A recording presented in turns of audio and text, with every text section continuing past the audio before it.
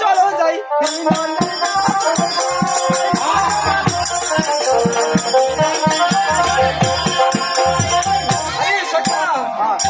আমরা কোথায় যাবো বলে দেখি?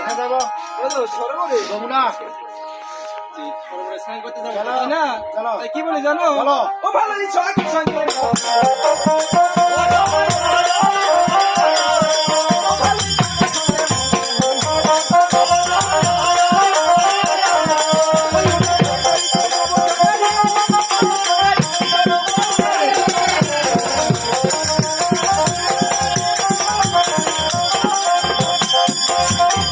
আরে কাকা, আরে কাকা সঙ্গে মহারি ওরকি।